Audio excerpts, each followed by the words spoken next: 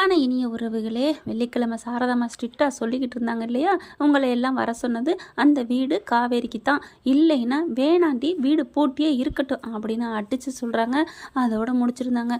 2 நாள் நம்ம தலைவன் தலைவியை பார்க்காது மட்டும்தாங்க ஒரு குறை. ஏன் தான் இப்படி பண்ணுறாங்கன்னு தெரியல.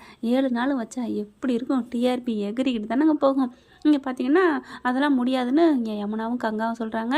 அடித்து சொல்லிடுறாங்க. சாரதாம்மா ஒரு முடிவு எடுத்தது தானே, அது ஏன் புருஷன் வீடுடி, காவேரிக்கு அவள் பேரில் இருந்தால் நானும் அங்கே போவேன், நம்ம வீடுன்னு தைரியமாக உரிமையாக போவேன், உங்களுக்கெல்லாம் பிறக்கிற குழந்தைகிட்ட இது தாத்தா வாழ்ந்த வீடுடி அப்படின்னு நான் சொல்லுவேன் அப்படி இப்படிங்கிறாங்க. வேறு வழி இல்லை, எல்லாம் அடங்கி போகுதுங்க. அப்புறம் என்ன பண்ண முடியும்? அதுக்கப்புறம் அவங்களால ஒன்றுமே பண்ண முடியாதுங்க. கங்காலாம் சும்மா வெத்து வெட்டு கத்துறது தான், ஒரே அடக்கிடுறாங்க சாரதா நினச்சா. அடுத்து டக்குன்னு பார்த்தா காரில் வந்துட்டுருக்காங்க தலைவனும் தலைவியும், பின்னாடி பாட்டியும் நம்ம சாரதாவும். எனக்கு ஒன்று டவுட்டு வருதுங்க, அதை நான் அப்புறம் சொல்கிறேன். இப்போ என்னென்னா வந்துட்டுருக்காங்க, பேசிக்கிட்டே வர்றாங்க. சூப்பராக இருக்குல்ல அப்படின்னு சொல்லிட்டு பாட்டியும் மாமியார் மருமகளும் பேசிக்கிட்டே வர்றாங்க. ஏன் அத்தை உங்களுக்கு கம்ஃபர்டபுளாக இருக்கா? அதெல்லாம் கரெக்டாக இருக்குது அப்படிங்கிறாங்க. எனக்கு ரொம்ப சந்தோஷமாக இருக்குது தம்பி அப்படிங்கிறாங்க. சாரதா வாயெல்லாம் பல்லு, முகமெல்லாம் பல்லு அப்படின்னு சொல்லலாம். அந்தளவுக்கு ஒரு பூரிப்பு. பார்த்த பாட்டி சொல்லுது. பாட்டியும் நல்லா நல்லா ஒரு 2 பேருக்கும் மாமியார் மருமகளுக்கு ஒரு போட்டி இது பார்த்தீங்களா, நல்லா போட்டியாக போட்டுக்கிறாங்க. விஜய் கேட்குறாங்க, ஏத்த நீங்கள் லவ் மேரேஜா அப்படின்னு கேட்க, அதாவது புருஷன் ஞாபகம் வந்துருச்சுன்னு சொல்கிறாங்க சாரதா. அதனால் இவர் கேட்குறாரு, ஐயா அப்பெல்லாம் இல்லை தம்பி, அதெல்லாம் அந்த காலத்தில் ஏது பிடிச்சிருக்கான்னு கேட்குறதோட அவ்வளோதான், இப்போ தானே போகணும் அது இது அப்படிங்கிற மாதிரி பேச, உடனே பாட்டி இருந்துட்டு, ஆமாம் இவளை போய் என் பிள்ளைய கண்டு நாங்கள் கட்டிக்கிட்டேன், அங்கே கேட்டாங்க இங்கே கேட்டாங்க, என் பிள்ளைக்கு 50 பொண்ணு வந்துச்சு, இவளை போய் கட்டிக்கிட்டேன், சொந்தம் தூரத்து சொந்தம்னு அப்படிங்கிறாங்களா. உடனே கோவம் வந்துடுது சாரதாவுக்கு. ஆமாம் இவங்க பிள்ளை பெரிய இது, எனக்கு தான் அங்கேயோ கேட்டாங்க இங்கே கேட்டாங்க, என்ன பண்ணுறது, போயிட்டு போகுதுன்னு சரின்னு சொன்னேன் அப்படிங்கிறாங்க 2 பேரும். இல்லைன்னா வேற யாரும் உன்னை கட்டிடுவாங்க பாரு, இல்லைன்னா வேற ஆள் உங்களுக்கு பொண்ணு வந்துடும் பாருங்க அப்படின்னு 2 பேரும் பேசிக்கிறாங்க.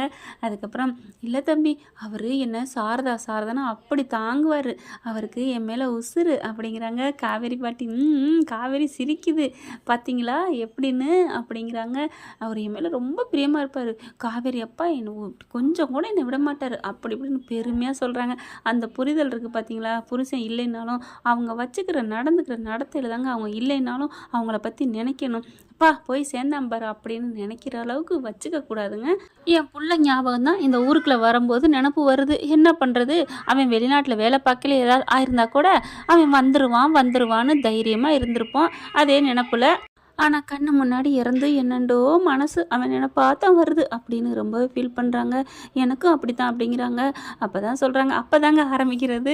அப்படியே சாரதா புருஷனை பற்றி பெருமையாக சொல்ல, உங்களுக்கு லவ் மேரேஜ், அதுவும் நான் சாப்பாடு சமைச்சு கொடுத்தா உருட்டி எனக்கு கொடுப்பாரு, அது அமிர்தமாக இருக்கும், அவரை பிடிக்காமல் போகுமா அப்படி இப்படின்னு சொல்ல, லவ் மேரேஜ்னு கேட்க, ஏன் பிள்ளையா இவ்வளோ லவ் பண்ண போகிறான்னு சொல்ல, ஏன் எங்கள் அம்மாவுக்கு என்ன குறை, காவேரி சூப்பராக விட்டு கொடுக்காம பேசுகிறாங்க. அப்போ தான் சொல்கிறாங்க, என் பிள்ளைக்கு சிம்ரன் மாதிரி பொண்ணு வந்திருக்கும். ஆமாம் சிம்ரன் மாதிரி வருது அப்படின்னு சொல்லிட்டு, தம்பி நான் நல்லா ஜோதிகா மாதிரி இருப்பேன், நல்லா தான் இருந்தேன், இங்கே தான் கருத்து போயிட்டேன். நல்லா மாமியால் மருமகளும் சண்டை போட்டுக்கிறது, செல்ல சண்டையா சின்ன சண்டை விஜயும் காவேரியும் போட்டுக்கிறாங்க இல்லையா, அந்த மாதிரி தான் போட்டுக்கிறாங்க. நல்லா இருக்குங்க அவங்க 2 பேரும் பேசிக்கிறது. நான் நல்லா இருந்தேன், இப்போ தான் என் கலரு போச்சு அப்படிங்கிறாங்க. அதுக்கப்புறம் தான், ஏய் காவேரி இங்கே பாரு, உங்கள் அம்மா கண்ணாடியில் பாரு, வெட்கப்படுறாங்க அப்படிங்கிறாங்க. போங்க தம்பி அப்படிங்கிறாங்களா. அவருக்கு ரொம்ப நல்ல மனசு. காவேரியும் அவரும் செடி நட்டு வச்சாங்கன்னா அப்படி வரும், காவேரியும் அவரும் தான் ரொம்ப ஒன்றா திரிவாங்க அப்படி இப்படின்னு புகழ்கிறாங்க சாரதாம்மா. உடனே விஜய் சொல்கிறாரு, ஆமாம் அவங்க அப்பா பற்றி காவேரி நிறைய சொல்லியிருக்கிறா அப்படிங்கிறாங்க. ஆமாம் உங்களை பார்த்தா அவர் ரொம்ப சந்தோஷப்பட்டிருப்பார், உங்களை கொண்டாடி இருப்பார், மாப்பிள்ளைன்னு தலை மேலே தூக்கி வச்சுருந்துருப்பார் அப்படிங்கிறாங்க. நீங்கள் வந்திருக்கீங்களா கொடைக்கானலுக்கு அப்படின்னு பாட்டி கேட்குது. உங்கள் வீட்டுக்கு வந்திருக்கேன் அப்படிங்கிற. என்ன உங்கள் வீடுங்கிறீங்க, நம்ம வீடுன்னு சொல்லுங்கள், ஓகே அத்தை அப்படிங்கிறாரு விஜய். அப்படியே அவங்களோட மிங்கிள் ஆகிட்டு பேசுகிறாரு பார்த்தீங்களா. ஒரு பெரிய பணக்கார தன்மை எதுவுமே இல்லைங்க, அழகாக அப்படி பேசிக்கிறாரு. எல்லாம் காவேரிக்காகத்தான். அப்படி சூப்பராக இருக்குன்னு தான் சொல்லணும். நான் வந்திருக்காரு பாட்டி, நம்ம ஊருக்கு நம்ம வீட்டுக்கெலாம் போயிருக்கோம் அப்படிங்கிறாங்க. எனக்கு ரொம்ப பிடிச்சிருக்கு பாட்டி இந்த ஊர் அப்படிங்கிறாங்க. அப்படியே பார்த்தீங்கன்னா சிரித்து முடிச்சிடுறாங்க. இந்த பக்கத்து பின்னாடி வராங்க. அவங்க வந்துக்கிட்டு தாங்க இருக்காங்க. ஏன்னா விஜய் இப்படியே எட்டி எட்டி பின்னாடி பார்க்குறாங்க. ஐயோ! அவர் வந்துக்கிட்டு தான் இருக்காங்க அப்படிங்கிறாங்க காவேரி. பார்த்தா பின்னாடி 3 பேர் தாங்க வர்றாங்க. 4 பேரும் கையெழுத்து போடணும்ல. நர்மதா பாப்பாவை காணோம். நானும் பின்னாடி சீட்டில் உட்காந்துருப்பாளான்னு பார்க்குறேன். தலையை தூக்கிக்கிட்டு கண்ணு அப்படி உருட்டி உருட்டி பார்த்தேன். அந்த சீட்டு மட்டும்தான் தெரியுது. தலையே தெரியலைங்க. ஆனால் என்ன பண்ண போகிறாங்கன்னு தெரியல. கதையில் திடீர்னு வந்து நிற்பாங்களா அங்கே எப்படின்னு தெரியல. பார்த்தா வாந்தி எடுக்குது. என்னாச்சு அப்படிங்கிற உமட்டுது அப்படின்னு காரை நிப்பாட்டுறாரு நிவின். யமுனாவை முன்னாடி வச்சு கூட்டிகிட்டு போகிறாருங்க. பார்த்தீங்களா? கங்கா இறங்கி வாந்தி எடுக்கிறாங்க. அதாண்டி நான் பயணம் போகல, ஏதாவது தின்னா ஏதாவது ஆகும் அப்படிங்கிறாங்க. அதுக்கப்புறம் கொஞ்சம் சரியானதுக்கப்புறம் வாங்க ஒன்றும் செய்யாது அப்படின்னு சொல்லிட்டு போகிறாங்களா. அப்புறமா பேசிக்கிட்டே வராங்க. எதுவும் பண்ணுதா? இல்லை ஒன்றும் இல்லை அப்படிங்கிறாங்க. அப்புறம் குமரன் ஃபோனில் பேசுகிறாரு. ஏன் கங்கா நீங்கள் ஏன் குமரன்ட்ட பேச மாட்டேங்கிறீன்னு நிவின் கேட்குறாங்க. அவர்கிட்ட எனக்கு பேச விருப்பம் இல்லை அப்படிங்கிறாங்க. அதுக்கப்புறம் பார்த்தீங்கன்னா இப்படி உருனே வருது. அப்படி பேசிக்கிட்டே வராங்களா. வீடு விற்கிற பற்றி பேசல தான் சொல்கிறாங்க. எனக்கு இதில் வந்து உங்களுக்கு பணம் கொடுக்கணும், மாமாவே வர சொல்லிடணும். இந்த காசு தான் வரப்போகுது இல்லைக்கா, அது வந்தோடனே நீ மாமா வர சொல்லியிருக்கா, நானும் பணத்தை கொடுப்பேன், இவர் தொழிலை தொடங்கட்டும் அப்படிங்கிற மூஞ்சியை தூக்கி உருன்னு வைக்கிறாரு நிவின். ஏங்க ஒரு மாதிரி இருக்கீங்கன்னு யமுனா கேட்க, இங்கே பாரு யமுனா, நான் அன்னைக்கு உன்னை ஸ்ட்ரிக்டாக சொல்லிட்டு உன் காசு எனக்கு வேணாம்.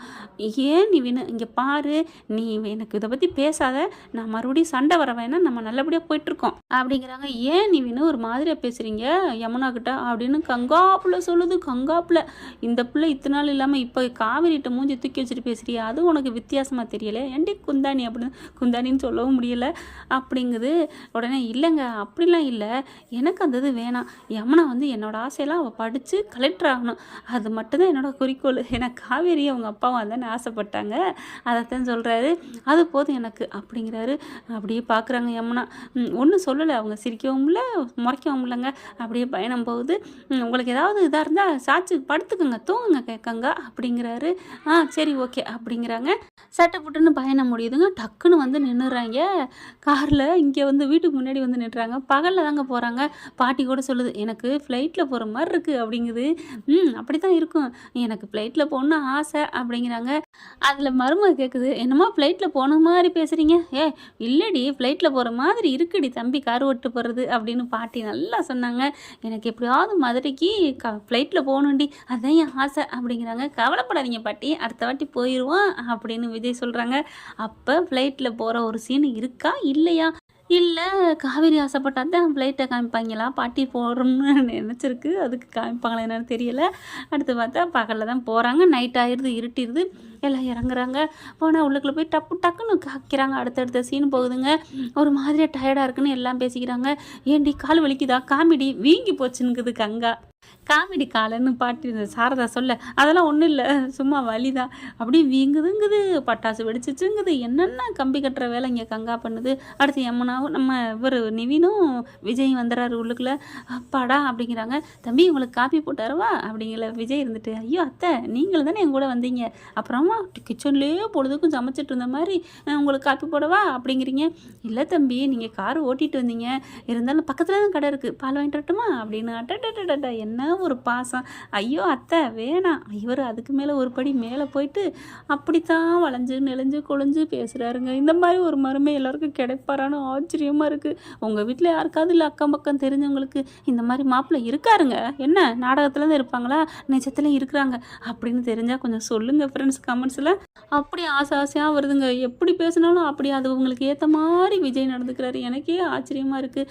அவரை பார்த்து இவரும் நிவின் அதான் அப்படிங்கிறாங்க. அதுக்கப்புறம் நம்ம எல்லோரும் நீட்டி படுத்து எந்திரிப்போம் அப்படிங்கல. இங்கே யமுனா வந்துட்டு, அக்கா இதுக்கு தான் சொன்னேன், நைட்டில் வந்துட்டோம்னா விடிஞ்சோன்னு நல்லாயிருக்கும், பகலில் வந்தாலே வலி இப்படி தான் வலிக்கும் அப்படிங்குது இந்த பிள்ளை. இந்த வீட்டுக்குள்ளே வந்தோடனே என் பிள்ளை ஞாபகம் தான் வருது அப்படிங்கிறாங்க.